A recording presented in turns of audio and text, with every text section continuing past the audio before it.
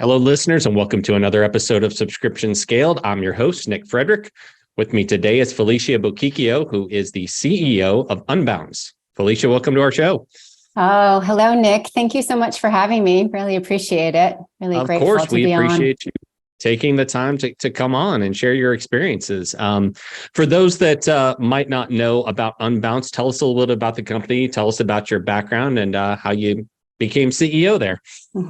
Great. Yeah. So Unbounce, we're a company that is designed to help digital marketers convert higher on their ad spend and find more of their best customers using smart AI-powered tools like landing pages, copy generation, and traffic optimization tools. So the tools help our marketers build fast, optimize, and learn through insights. And the business is 100% like multi-tenant, high velocity SaaS subscription model. It's focusing on the SMB space for those who are, in the subscription business and interested in scaling. And Unbounce was founded back in 2009 and has been the leader in landing pages ever since. In 2022, we began to pivot our strategy to consider how we leverage our own data and learnings to build higher performing technology that was AI and ML powered, to continue on our mission to help marketers compete in a highly noisy marketplace where customers today, like you and I, we're requiring immediate relevance and want to be interested. So today, Unbounce is all about conversion intelligence, and conversion intelligence is really our version of AI, and one that is based in our belief that AI is a tool for marketers to grow smarter. And this is the idea of a marketer's know-how augmented with the machine to build faster, convert higher, and find more of their best customers. So think 1 + 1 = 10. Okay. Optimization, improve the response rate, improve the effectiveness. Sure. Okay. Yeah, exactly. Well, tell us a little bit about your background. I mean, where were you before Unbounce? What led you there? Yeah, absolutely. Thanks for asking. Yeah, well, I have been in SaaS tech since 2000. So this was super early subscription days. And even then we were like tinkering with this idea of not just subscriptions, but transaction based. So if you remember the Ticketmaster model, so we had some technology and we're playing around with subscriptions and playing around with transaction-based pricing. So super early days. So I've been around for a while. And eventually I migrated from California up to beautiful Vancouver, British Columbia, where I reside today. And as I ended up leaning into really the tech sector here, which is an amazing group, an amazing community of people.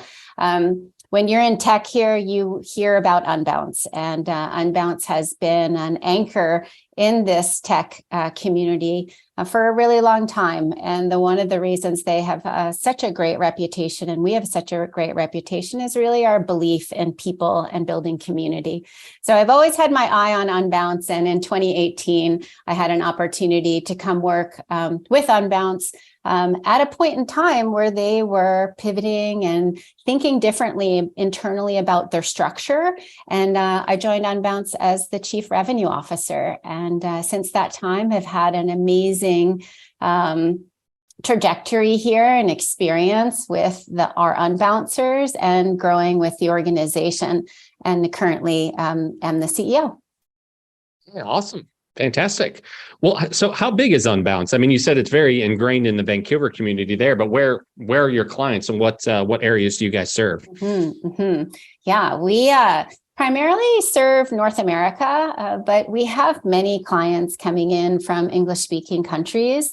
And I think that is a natural trajectory of kind of any SaaS business these days, especially when you're in, the world of digital, where people find you because they are looking for tools that really serve their needs, that, are engaging with them as a customer who is looking to learn and build value. And so we tend to actually engage with a lot of people globally. but primarily focused in North America. Gotcha. Well, let's talk a little bit about your revenue models there, and being the chief revenue officer, I'm sure you're going to have some pretty good insights into this. I mean, of course, Unbounce itself as a subscription service naturally makes sense because you have this ongoing engagement with your customers, right? But you could have had a couple of different models there. You could be outcome based or transactional based. I'm sure. Why do you think a transaction, or I should say subscription model, makes the most sense? Yeah, I think a lot of it really comes down to the markets that you're serving. So at Unbounce, we're really focused on servicing the SMB market, the small and medium size businesses. That could be anyone from our own size, where you have a digital marketer who is very strategic, has a good size marketing team, all the way to a business that's a size of, let's just say, 1 to 3. So in that model, a lot of how Unbounce was really structured was around kind of product-led growth, right? This was early days of an era of how does a digital marketer want to work? Can they go find tools that they can access on their own and do that in an easy way? So when you start to think about that, journey and experience, you're going to want to have an onboarding journey for a customer that is one that, is smooth, and also one that, is acceptable in terms of payments, right? So we really designed this process that I think is, fairly standard, where you have somebody put their credit card in, offer a 14-day trial, and then they have access to the product to use it. And then we support them within that experience to make sure it's almost like a hand-holding experience, right? So first of all, with SMB, you've got to let people use the product, right? And after that, once you've identified, their use cases and needs, then they can move into selecting a price point that makes sense for them. And so that's how we do it. Mostly monthly or subscriptions. We do find that on an annual payment basis, that's something of interest to people based upon where, their own, pockets are. And so we offer pretty standard month to month and annual type programs. Gotcha. What does onboarding look like, and how long do you see that process taking? Is this something where it's kind of a choose your own adventure once they sign up and they can kind of train themselves, or do you guys take them through kind of a training process personally? Yeah, a little bit of both. I would say the best analogy to think about is that essentially we invite them into our home and they can find the front door very easily. And a lot of people want to tour the house on their own, right? I mean, that's the idea, right? Now, of course, you need to have the usability. You have to have visibility on and training and education materials. So all of those are really critical. And Unbounce has always been deeply embedded in thinking about how to best educate a marketer. And, working together to do that. At the same time, if you can't find, where the kitchen is and you're hungry, you want to make sure that you can talk to somebody. And so that's where we come in, where, a lot of times we'll kind of check in and say, hey, how are you doing? Do you need some help? Some people are like, all good. Other people are like, I need a lot more. And, that's just the way it kind of goes, especially with SMB, because you have a lot of smaller companies that don't have a lot of expertise in-house, and you have one person wearing many hats. And in that situation, they might need some help getting up and running. They might need some help on designing, right? I mean, the beauty about landing pages, not back in 2009, but fast forward to today, this is what people call no code, right? And the whole initial problem that we've set out to solve is that a marketer could actually build a landing page, a mini website on their own without the help of a designer or of an engineer, right? And today that's, still very critical, right? Because the marketer is a creative entity. They want to create and build their campaigns understand how to message match from their, let's call it your pay-per-click ad or your email, and be able to convert that to a page that resembles the same message matching brand, tone, and style. And they're connected to that. So they want to make sure that they can do that. And sometimes they need some help along the way. And historically, that help has been support from Unbounce, right? And helping somebody build that page, maybe turn on a feature that they don't have yet, let's say optimization. And as we're talking, this is now evolving, because what we would typically support our customers with, and still do, can now be supported through, much of artificial intelligence, right? Where a marketer, again, is coming in, and let's just say they have a campaign already built, they have a PowerPoint in front of them, they know the concepts of the campaign. Today, they can throw 5 words or 10 words into a landing page. And as a result of that, our landing page, it's called a smart builder, will come back and build the entire page for them, right? So, they're building in such a fast amount of time. And of course, they're going to edit and work through that. But when you talk about support, it's really interesting. And the value of that is because as we move forward in this new world, support is going to look really differently. And customers will need to consider how to be more open to different ways of thinking and receiving value, right? And I think that in itself will be a journey. Yeah. Well, I mean, talk about the two things that are probably, I don't want to say the biggest obstacles, but the biggest time investment when you're building a landing page historically were, right, the time to build the page and then the copywriting and the content that went around that.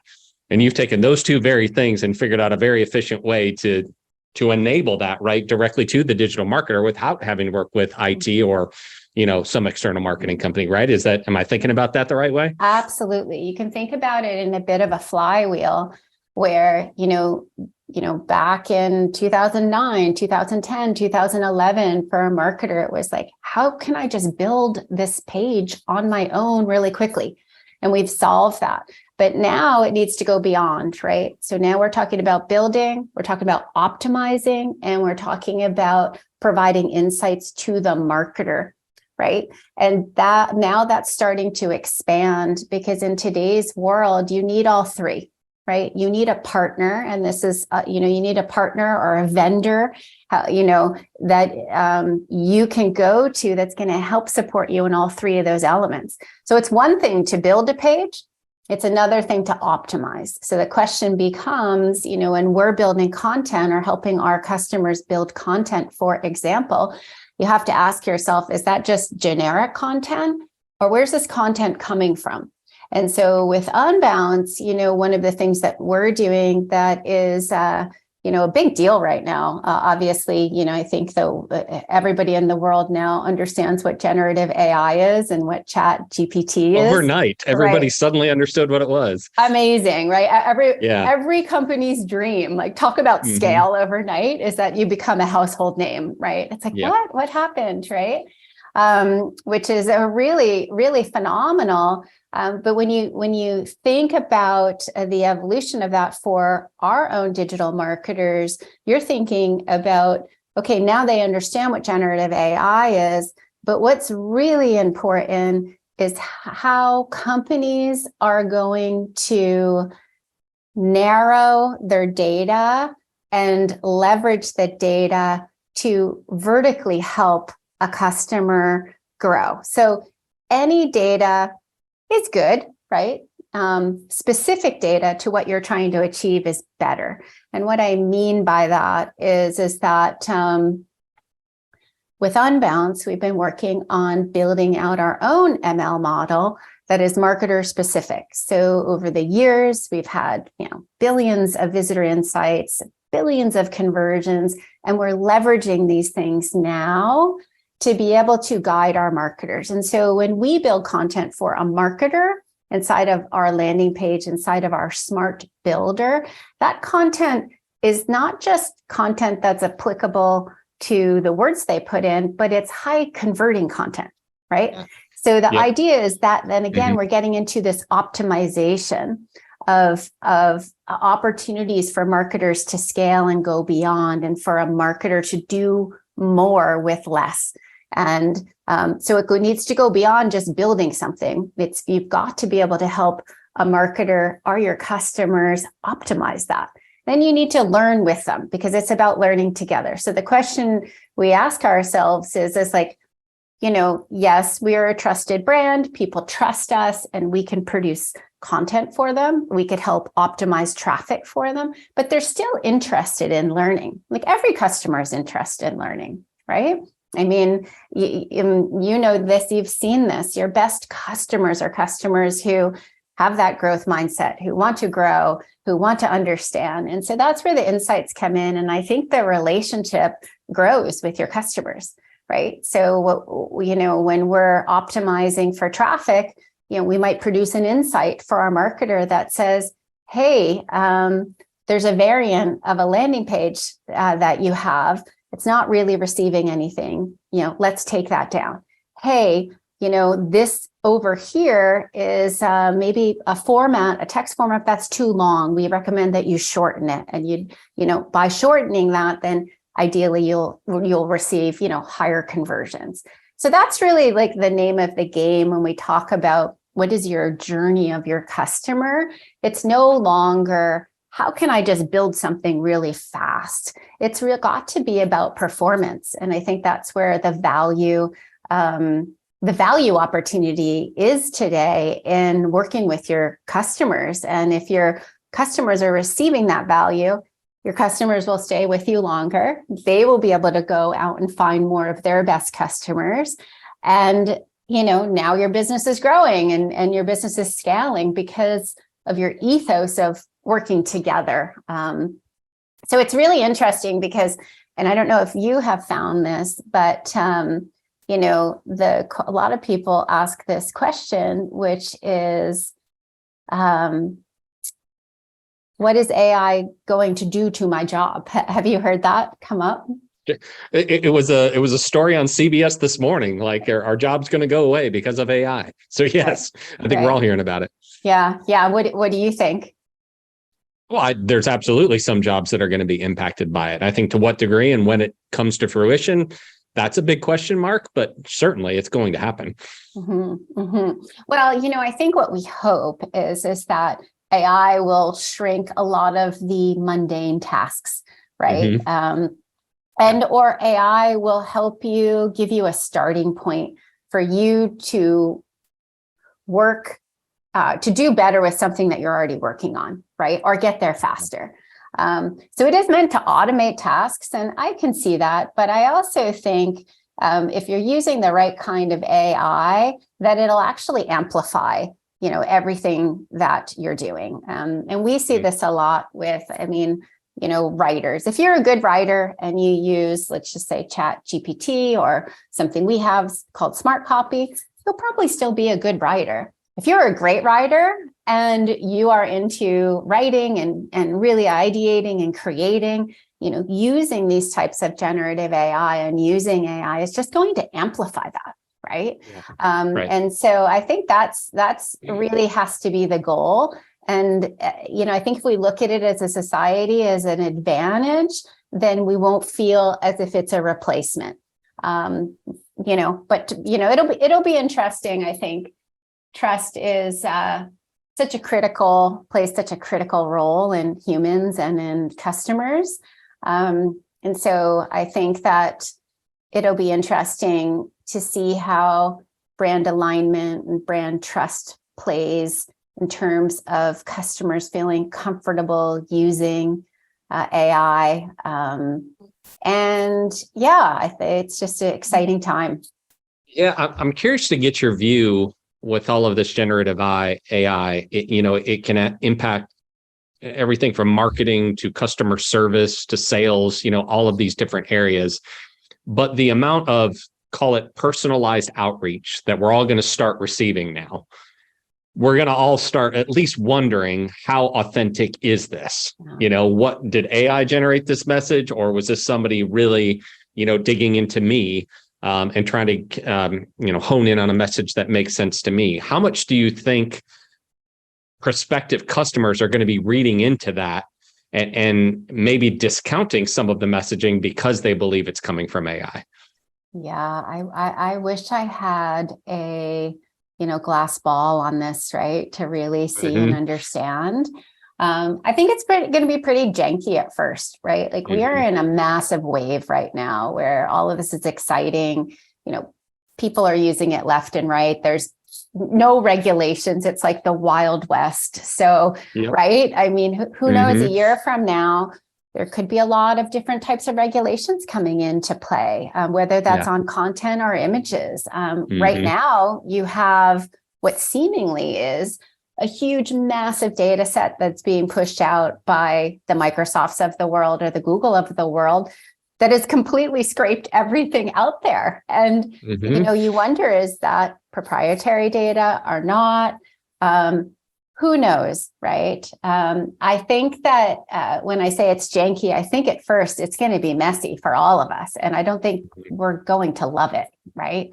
But I think over time, the rate of acceleration for applications and innovation like this is going to skyrocket. I don't think we're going to see this level of acceleration. I don't think we've ever seen anything like this. So when I say it's janky, I think it's going to be janky for a short period of time. And then ideally, in my positive mind of thinking, it's actually going to be ideally very relevant to you. And that's the crossover, in marketing and in social and all those types of channels, which is for all of us, which is if we get something super relevant and on target, we like that.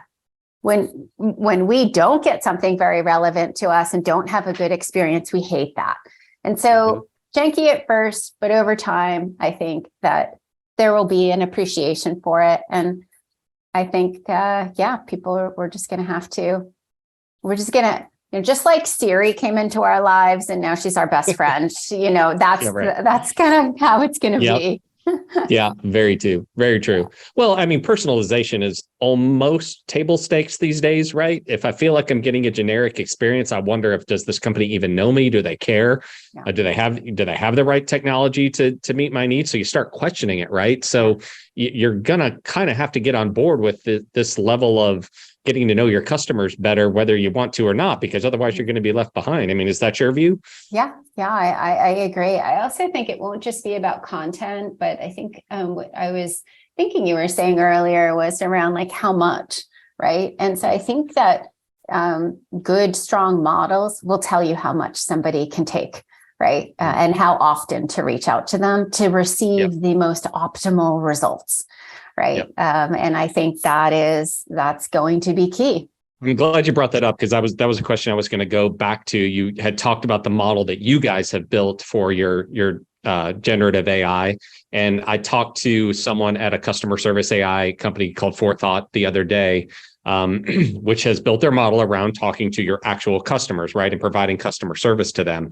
How important are purpose-built models going to be going forward? Because I think right now for a lot of people, they assume, hey, Chat GPT can solve all my problems, right? It'll generate a script no matter what the purpose, but that's not really the case, right? Yeah, I would agree with that. I would say that companies that are targeting narrower verticals and have those specific models that you just mentioned are in a real unique position to scale and grow. One of the ways we kind of think about it, I don't know if this is the right way because I'm certainly no expert in all of this, but one of the maybe kind of dumbed down ways I kind of think about it is it's like the big, huge data sets are like iOS, right? It's like that is the main platform. And then what you can do is build very narrow vertical models that sit on top of that. You can still leverage that data so that your models are learning faster because those big, huge data sets are going to be learning, 100 times faster because all of this is based upon mass data, right? But I do think it is all about relevancy. And so for us, when we're delivering insights on what the right content is to create a landing page in this vertical, in this geography, that's learning from what has happened historically, right? That's learning from the hundreds and hundreds of landing pages that our customers have built. And I think the great thing about that is this concept of the democratization of data. And so when you are running a company that is in support of the small business, right? So small and medium-sized businesses, historically, SMBs couldn't afford to have access to technology like this, right? And so they couldn't compete with the enterprise companies out there. And I think the other thing that's kind of that's quite evolutionary or revolutionary, who knows, is this idea that this democratization of access to this type of technology will level the playing field.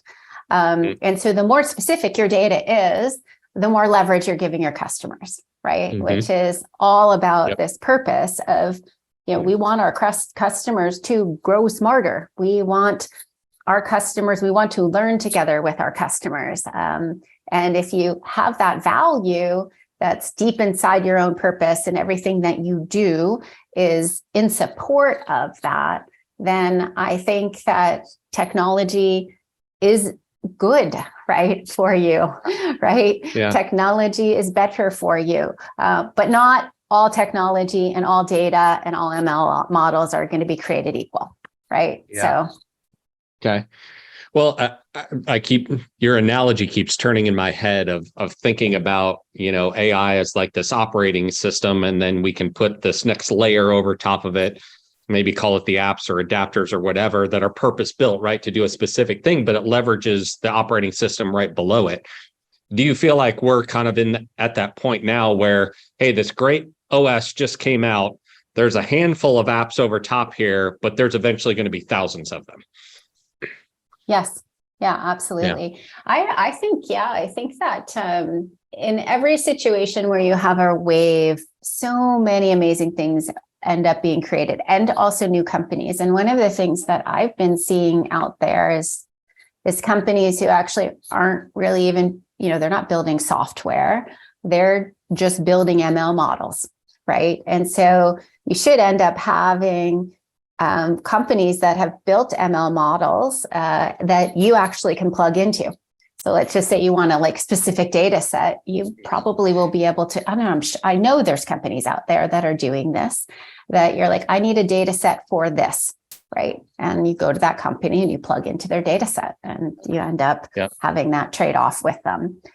So I don't necessarily think it's going to be like it used to, where, you're going to have to build everything on your own. It's like I think a new world and new opportunities and new types of companies will be built. Yeah.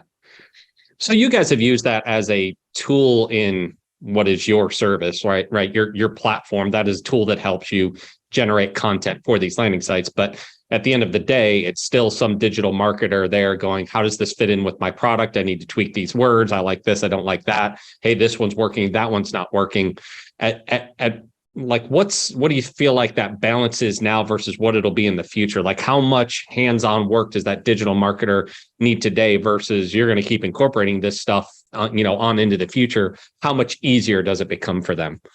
Yeah, that's a great question. I'm not sure it's easier versus different, right? Okay. And I think that for our relationship with our marketers, it is so currently right now, maybe a good example would be currently right now, we offer two different types of landing page builders. We have a classic builder that's been around for a long time. It's an incredible builder, very customizable, creates very pixel perfect. And then we have our new AI fully powered smart builder. And you have a marketer who comes in, who's been using landing pages. And the question is which one should they use? Because they both have use cases, right? It's kind kind of like if you had two cars in your driveway and you have, let's say your 1990 Ford 150, and then you have your Tesla. You go out and you think, okay, what's my use case today? Where am I driving? Okay, I'm going to drive up to the snowy mountain. I think I'm going to take my old trusty Ford 150, right? And then, you might want to take your Tesla, for a drive around town. Who knows, right? And I think that's the world that, most people are going to live in for a while, where because we're humans, it's habits are hard to break, right? Mm-hmm. And part of that earlier thing is full control, right? In your Ford 150, you have full control. You could probably lift the hood up and change the oil, right? In the Tesla, you have to release some of that control and think differently about it. But once you become comfortable with that, you start to see the benefits, right? And so, yes, on one hand, it is a lot easier. And so when people build in our smart builder, again, but, they have pages built immediately. We have optimization features to monetize your traffic. All of these things are easier. It just might not feel so comfortable at first, right? So I think it's like, that is a little bit of how I think about the evolution. I think that as humans, even though the new technology we're using is easier, in some ways, we still want to be engaged in it. And so we find difficulties with it at the same time. Yeah. I think that's just the way of technology, right? Yeah. It's one thing that stuck out to me there was when you said the words pixel perfect and going kind of a little bit old school. Those are terms that we hear from corporate clients, right? Enterprises, where I need it to look exactly this way. There's not really a good reason for it. They just want it that way. Right. And conversely, small businesses are generally the ones that are like, I just want this to work and be as good as it can be. And if I can get 90% of the way there with 20% of the effort, then that's the answer for me, right? They're the ones that are more accepting of that. Would you say? Right. Yeah, absolutely. Right. Because they have less time. They, may not have the bandwidth or the confidence to understand. And so they know you're a good brand and they're going to lean into that and believe it. The winner on both sides of those is performance, right? So people will forgo old habits. They'll forgo, let's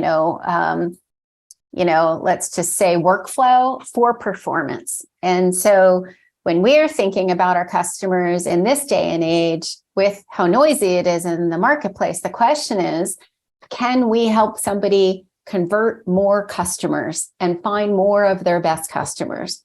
And so when marketers in our situation really start to feel comfortable with the machine learning and that machine or that AI being kind of part of their team, they're going to start to engage with us differently, right? They're going to engage in a more consistent way. And they're going to start to see the benefits of letting the machine do the work. And so one of the good examples is traffic optimization, right? So old tool, A/B testing, you build it out. A marketer needs to really understand how to do A/B testing, all the rules, and they build it and they have to set it and forget it and they have to wait. Right. Like nobody wants to wait for anything anymore these days. Right. Like that's it. Right. Like that's just where we're at. Right. That's a fact. Over to new, what I would say A/B testing or variant testing on steroids is a product that we have called Smart Traffic. And so in this scenario, what you can do is you can, a customer can build as many variants as they want. And they just set it and they walk away and they forget it. And what happens as soon as traffic starts to come in, the machine starts to route people to what they believe to be is the highest converting variant for them. So like you might come in from your location and I might come in from my location and most likely get routed to two different variants. But what we're finding and what we see in that is that, we're able to actually lift those conversions by 20 to 30% for our customers. Now, somebody who's using A/B testing and is not sure about smart traffic, Yes, I see that. But when they start to hear, hey, actually, I could lift my conversions more over here, they're going to be more willing to try that. And if they can prove that, and if a company can prove performance, which is ideally, we talked about relevancy, that's performance. We talked about, building faster, that's performance. We talked about actual results, right? That's performance.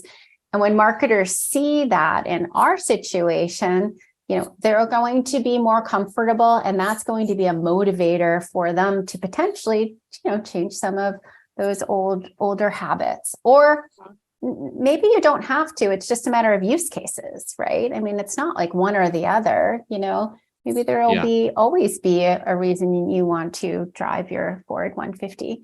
Who knows, right? Yeah. And well, I think that's great, right? Sure. Well, speaking of performance there, you think about you're getting a click to this landing page from an AdWord or from a referral site or something to that effect.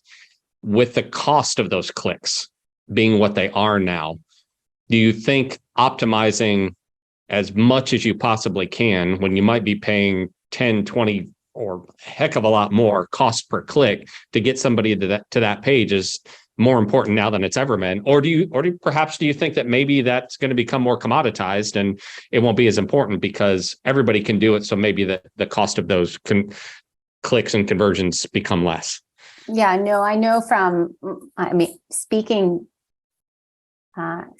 about today and the environment of, ads today and the cost of ads today and what's happening on the internet, and, watching our own marketing team, those are more important. Your cost per click is more important than ever, right? It's more important than ever. And I'm just going to talk about marketers. I mean, every marketer, has only, it's not, not everybody has deep pockets. You can't just keep spending more out there. You have to, be able to optimize your spend. And so I do think that's the name of the game today. Who knows in the future, it's what's going to happen with advertising and the, the big rival that's out there, rivalry that's out there, who knows? But today I would say cost per click is critical, right? And it's not always about finding more customers. It's about getting a good return on what you're putting out there. Yeah. Yeah. Well, maybe let's get a little bit specific and talk about subscription companies and those that are out there marketing for it. Not just a customer to transact with, but one that they can really develop a relationship with. So that starting point of when they're first coming at you into a landing page and getting a personalized experience there, why do you think that's even, or do you think it's even more important to a subscription-based business? Do I think it's more important to a subscription-based business? Relevancy is what you're getting at. Yeah, exactly. Yeah. Say a bit more.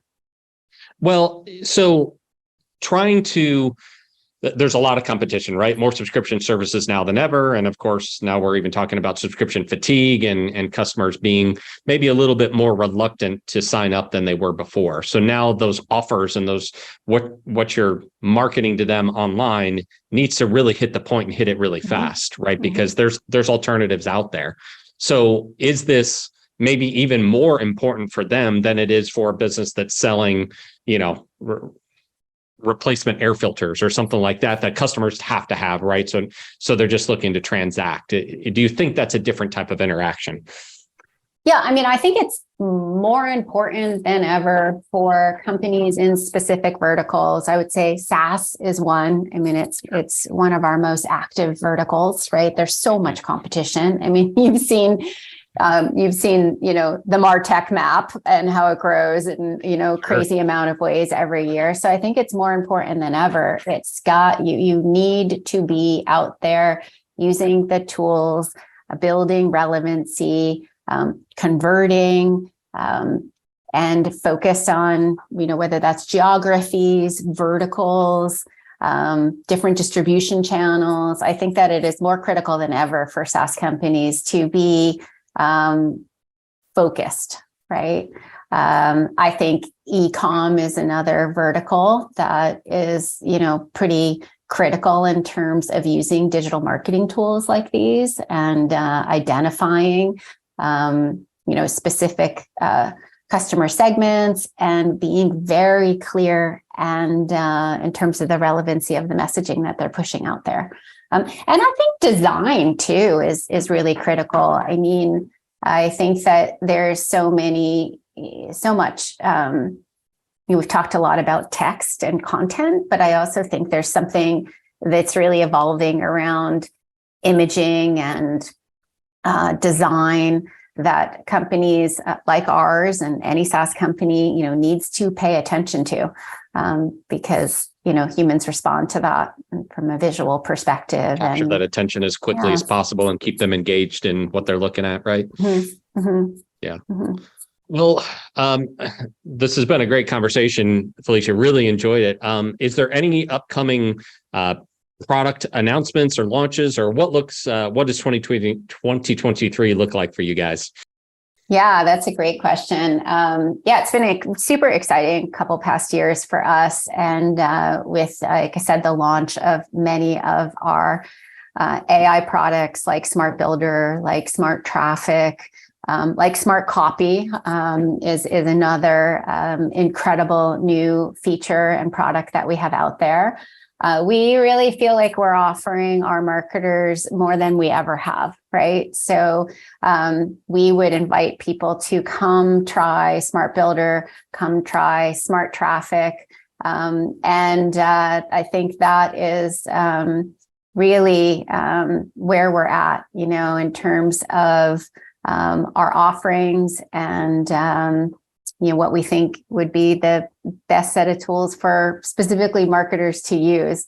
And so that's what we're all about. I talked about earlier about conversion intelligence. And I think when you come to Unbounce, you can feel confident that you're with a company that is thinking about thought leadership, that is offering cutting edge technology, that is really thinking about working with you to help you grow. And that is all about conversions. So if you're a marketer out there and you care about conversions and you want high performance landing pages and you want high performance content generation, then, we invite you to come for a visit and check out our products. Yeah. Well, if anybody does want to check out Unbounce, what's the website? Or if they have any questions about maybe something we talked about today, wants to reach out, where can they go? Yeah.